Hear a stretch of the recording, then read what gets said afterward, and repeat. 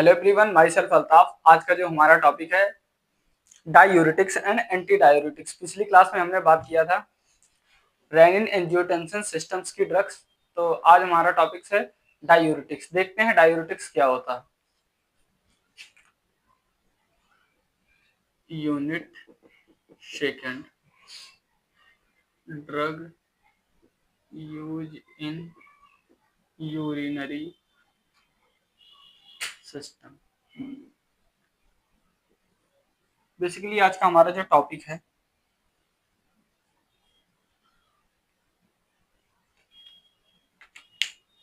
Diuretics. Basically जो topic है आज का हमारा वो है डायूरेटिक्स। डायूरेटिक्स क्या होता है? डायूरेटिक्स डायूरेटिक्स होता है वो हमारे यूरिन को प्रमोट करता है एंड एक्सक्रिएशन को बढ़ाता है। तो हम देखते हैं डायूरेटिक्स क्या होता है। In this type of medicine that help to promote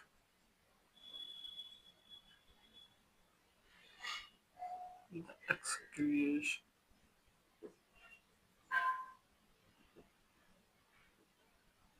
called diuretics. Basically बात किया जाए कि डायूरेटिक्स क्या होता है। डायूरेटिक्स जो होती है वो होती है एक क्लास की मेडिसिन होती है जो हेल्प करती है promote the excretion of urine. मतलब जब किसी भी इंडिविजुअल को यूरिन अच्छी तरह से मतलब एक्सपेल आउट ना हो पा रहा है, जैसे यूरिन अच्छी तरह से बाहर ना हो पा रहा है या उसकी बॉडी में यूरिन रिटेंशन हो रहा है किडनी में, तो जब हम डायूरेटिक्स देते हैं जो वो हमारे एक्सक्रिएशन को प्रमोट करती है और बढ़ाती है, जिससे इंडिविजुअल्स यूरिन को एक्सपेल आउट कर सके और वो फ्री फ्रॉम महसूस कर सके। फिर हम देखते हैं कि नेट डायूरेटिक्स क्या होता है।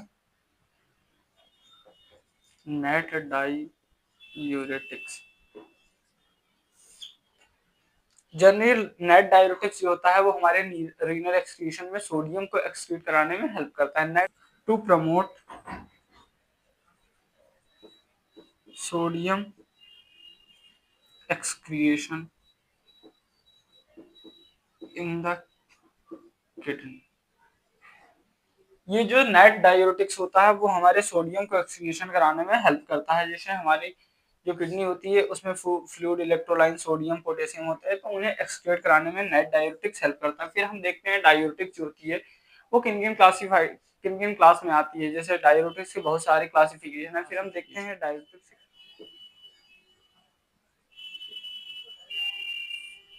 जनरली डायूरेटिक्स को हम 5 भागों में क्लासिफाइड करते हैं। 1, 2, 3, 4, 5। सबसे पहला है ऑस्मोटिक डायूरेटिक्स।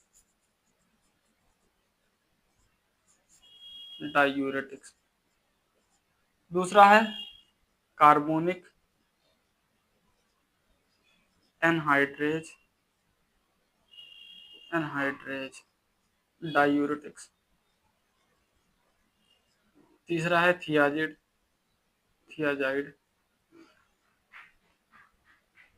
डायूरेटिक्स। फिर है लूप डायूरेटिक्स।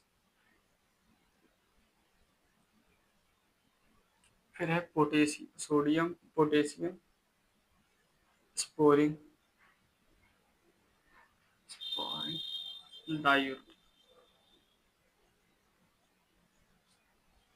जनरली जो डायूरेटिक्स है उसे हम 5 भागों में क्लासिफाइड किया है। Osmotic diuretics, carbonic anhydrase diuretics, thiazide diuretics, loop diuretics and potassium sparing diuretics. Basically आपको ये पता होगा कि ये है हमारे नेफ्रॉन का डायग्राम। नेफ्रॉन मतलब किडनी की जो सबसे स्ट्रक्चरल एंड फंक्शनल यूनिट होती है वो नेफ्रॉन होती है। नेफ्रॉन जो होती है हमारी किडनी में वो यूरिन के फॉर्मेशन में हेल्प करती है, यूरिन को बनाने में हेल्प करती है। तो सबसे पहले ये जो पार्ट है ये ग्लोमेरुलर कैप्सूल, जितनी भी डायूरेटिक्स होंगी वो हमारे नेफ्रॉन पर वर्क करेंगी, जिसमें से ये होती है हमारा ग्लोमेरुलस कैप्सूल, फिर है प्रॉक्सिमल कॉन्जुलेटेड ट्यूब्यूल्स, फिर है distal convoluted tubules, collective gland and बहुत सारे पार्ट होते हैं। तो सबसे पहले कौन से डायूरेटिक्स कहाँ हेल्प करती है? जो हमारी ऑस्मोटिक डायूरेटिक्स होती है वो ऑस्मोटिक प्रेशर को मेंटेन करती है। तो ऑस्मोटिक जो होता है वो लूप ऑफ हेनले पर वर्क करता है, ऑस्मोटिक डायूरेटिक्स। ये यहाँ पर जो प्रेशर होता है उसे मेंटेन करने में हेल्प करता है, तो ये ऑस्मोटिक डायूरेटिक। फिर दूसरा है कार्बोनिक एनालाइक डायूरेटिक्स। ये जो कॉन्जुगेटेड टिब्यूल्स यहाँ पर होते हैं, तो यह इसे कार्बोनिक एनहाइड्रेज डायूरेटिक्स। ये जो होता है वो प्रॉक्सिमल कॉन्जुगेटेड टिब्यूल्स को प्रमोट करता है फिल्ट्रेशन करने में, तो वो यहाँ पर हेल्प करता है। फिर तीसरा है जो थियाजेड डायूरेटिक्स होता है, जो लूप ऑफ हेनले का जो डिस्टल पार्ट होता है, मतलब थिन होता है, वहां पर ये वर्क करता है, थियाजाइड डायूरेटिक्स। फिर है डिस्टल कॉन्जुगेटेड टिब्यूल्स पर भी थियाजिड वर्क करता है, थियाजाइड। फिर जो कलेक्टिंग डक्ट पर वर्क करता है वो होता है potassium channel block, sodium channel block.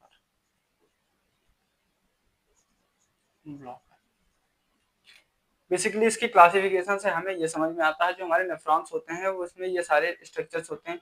तो इसके जो क्लासिफिकेशन है डायूरेटिक्स, जो osmotic diuretics, carbonic anhydrase diuretics, thiazide diuretic, loop diuretics and potassium. जो हमारा ऑस्मोटिक डायूरेटिक्स होता है वो थिन डिसाइडेड जो लूप ऑफ हेनले होता है इस पर, ये इस पर वर्क करता है, इसके थिन पार्ट पर। और जो थियाजिन डायूरेटिक्स होता है ये इसके थिन पार्ट पर वर्क करता है, जो बड़े वर्क, फिर इसे प्रमोट करता है। फिर डिस्टल कॉन्जुगेटेड भी थियाजिन पर वर्क करता है। जो कार्बोनिक एल्हाइड्रेट डायूरेटिक्स होता है वो प्रॉक्सिमल डिस्टल ट्यूबुल्स पर वर्क करेगा। फिर है जो सोडियम चैनल ब्लॉकर होता है वो हमारे कलेक्टिंग डक्ट पर वर्क करता है। फिर हम बेसिकली बात करेंगे ऑस्मोटिक डायूरेटिक्स जो होता है वो कभी भी रिसेप्टर पर वर्क नहीं करता है। Osmotic diuretics do not work, generally जो होता है वो किसी रिसेप्टर पर वर्क नहीं करता है, ये डिपेंड करता है उसके ऑस्मोटिक प्रेशर पर वर्क करता है। फिर हम osmotic pressure, it does not work on it's receptor, ये अपने रिसेप्टर पर वर्क नहीं करता है। It do work with the osmotic pressure, ये किसी रिसेप्टर पर वर्क नहीं करता है। जो ऑस्मोटिक डायूरेटिक्स होता है ये बेसिकली जो ऑस्मोटिक प्रेशर होता है, यहाँ पर जितने भी प्रेशर होते हैं ऑस्मोटिक प्रेशर, ये यहाँ पर वर्क करता है। जो ऑस्मोटिक डायूरेटिक्स होते हैं वो प्रेशर को मेंटेन करने में हेल्प करते हैं। फिर इसके जो एग्जाम्पल है वो है मैनिनटॉल, मैनिनटॉल, गिल्सराल, यूरिया। बेसिकली ये तीन क्लास की ड्रग्स होती हैं, मैनिनटॉल, गिल्सराल एंड यूरिया। ये होती हैं डायूरेटिक्स में ऑस्मोटिक डायूरेटिक्स, जो किसी भी रिसेप्टर पर वर्क नहीं करती, बल्कि ये ऑस्मोटिक प्रेशर जो होता है उसे केवल मेंटेन करने में हेल्प करती हैं। जैसे कि बेसिकली अब हम बात करेंगे ऑफ एक्शन। बेसिकली इसके mechanism increase the pressure of proximal convoluted tubules and loop of Henle। Basically जो डायूरेटिक्स ऑस्मोटिक डायूरेटिक्स होता है, ऑस्मोटिक डायूरेटिक्स, बेसिकली जो ऑस्मोटिक डायूरेटिक्स होता है इंक्रीज करता है प्रेशर को proximal conjugated tubules and loop of Henley. जो प्रॉक्सिमल कॉन्जुगेटेड ट्यूब्यूल्स ये होती है लूप ऑफ हेनले, इसमें ये जो होता है ये ऑस्मोटिक प्रेशर को मेंटेन करने में और इंक्रीज करने में also help to induce the sodium excretion from the body। Basically इसका जो दूसरा वर्क होता है वो हमारे बॉडी में जो सोडियम रिटेंशन होता है उसे एक्सक्रीट कराने में हेल्प करता है हमारे बॉडी से, यही काम होता है। इसके जो मैकेनिज्म ऑफ एक्शन होते हैं। फिर हम देखते हैं therapeutic cause and use of. फिर हम बेसिकली बात करेंगे जो मेनिनटॉल होती है वो हमारे हॉस्पिटल में कैसे यूज करते हैं, थेरेप्यूटिक यूज ऑफ। बात करेंगे थेरेप्यूटिक यूज ऑफ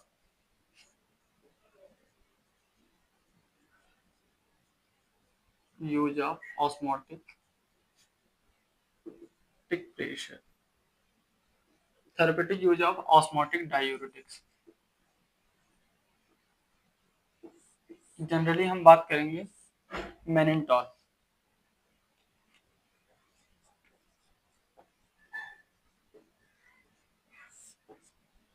मेनिनटॉल जो होती है वो ऑस्मोटिक प्रेशर को मेंटेन करती है. जनरली आपने देखा होगा, हॉस्पिटल में जॉब किया होगा, जब किसी भी इंडिविजुअल्स को ब्रेन में कोई भी दिक्कत होती है ब्रेन से रिलेटेड, तो उसे हम ये प्रकार की मेनिनटॉल चढ़ाते हैं, मतलब मेनिनटॉल का यूज करते हैं जनरली. तो हम बात करेंगे mannitol is induce to lower intracranial pressure. जो glaucoma it is use for glaucoma. Basically इसे ग्लूकोमा वाले पेशेंट को भी ये दी जाती है. एनयूरिया, यूरिन के सिक्रेशन के लिए भी दी जाती है. पल्मोनरी एडिमा,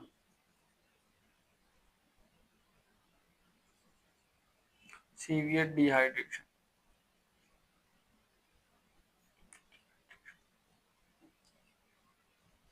जनरली आप हॉस्पिटल में वर्क करते होंगे तो मेनिनटॉल के बहुत सारे यूज देखे होंगे. मेनिनटॉल जो होता है वो हमारे जो इंट्राक्रेनियल प्रेशर होती है उसे इंड्यूस करने में या कम करने में हेल्प करती है. बेसिकली इसका यूज हम ग्लूकोमा वाले पेशेंट के लिए करते हैं, एनयूरिया वाले पेशेंट के लिए करते हैं, जिनमें पल्मोनरी एडिमा है उनमें भी यूज करते हैं. और दूसरा, जब सीवियर डिहाइड्रेशन हो जाता है फिर भी हम मेनिनटॉल का यूज करते हैं.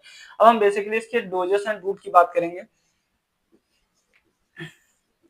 डोजेस की हम बात करेंगे. अगर किसी भी इंडिविजुअल को सेरिब्रल एडिमा है, सेरिब्रल एडिमा है, तो जो इसकी डोज है 1.5 से 2 ग्राम पर बॉडी वेट. अगर किसी भी इंडिविजुअल को सेरिब्रल एडिमा है तो जो इसकी डोज होती है 1.2 से 2 ग्राम पर बॉडी वेट पर के हिसाब से दिया जाता है. फिर हम दूसरे देखते हैं पीडियाट्रिक एडिमा. पीडियाट्रिक एडिमा, अगर किसी भी जो छोटे बच्चे होते हैं, पीडियाट्रिक चिल्ड्रंस होते हैं जैसे 5 साल से नीचे, उनके लिए जो इसकी डोज होती है 0.25 से 1 ग्राम पर बॉडी वेट. हम इसे आईवी इन्फ्यूजन के द्वारा देते हैं. मिनिमम 30 टू 60 मिनट टाइम, इसमें भी 30 टू 60 मिनट. ये होती है जो मेनिनटॉल होती है उसके dose. Drug interaction. Basically drug interaction वो होता है जैसे कि कोई भी इंडिविजुअल को किसी अदर क्लास की ड्रग्स चल रही है तो हमें उस क्लास के ड्रग के साथ ये क्लास के ड्रग नहीं देना, क्योंकि अगर ये दोनों आपस में कंबाइन करेंगे तो ये हमारी बॉडी में एडवर्स इफेक्ट कॉज करेंगे और हमारी बॉडी के लिए फेटल हो सकते हैं. फिर हम देखते हैं इसके एडवर्स इफेक्ट क्या है कि इन्हें किन किन मेडिकेशन के साथ नहीं देनी. सबसे पहले हमें जो मेडिकेशन है वो टोब्रामाइसिन. टोब्रामाइसिन टोब्रामाइसिन भी एक ब्रॉड स्पेक्ट्रम एंटीबायोटिक है जिनके साथ हमें ये मेडिकेशन नहीं यूज करनी है. दूसरा है डाइक्लोरो फेनीहाइड्रामाइन. हाइड्रामाइन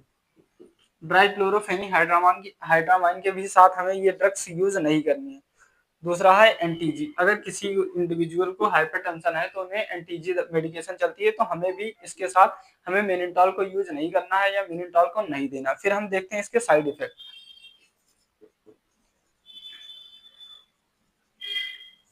बेसिकली सारी मेडिकेशन के साइड इफेक्ट शायद सेम ही होते हैं, तो इसके भी है nausea, vomiting, headache and hypertension. Basically अब लास्ट में हमारा जो बचता है वो हम इसकी टॉक्सिसिटी देखते हैं कि टॉक्सिसिटी क्या होती है.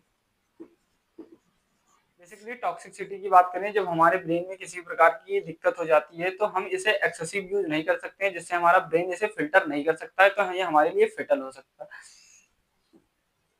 It can fatal if the brain function is unable ये हमारे ब्रेन के लिए घातक हो सकता है अगर ब्रेन फंक्शन पूरी तरह से अच्छी तरह से नहीं कर सकता है। तो आज की क्लास में हमने बात की डायूरेटिक्स क्या होता है एंड एंटी डायूरेटिक्स। डायूरेटिक्स की हमने क्लासिफिकेशन देखी, जिसमें से आज हमने ऑस्मोटिक डायूरेटिक्स को पढ़ा। अगली क्लास में हम बात करेंगे जो कार्बोनिक एनहाइड्रेट डायूरेटिक्स होती हैं। Thank you class.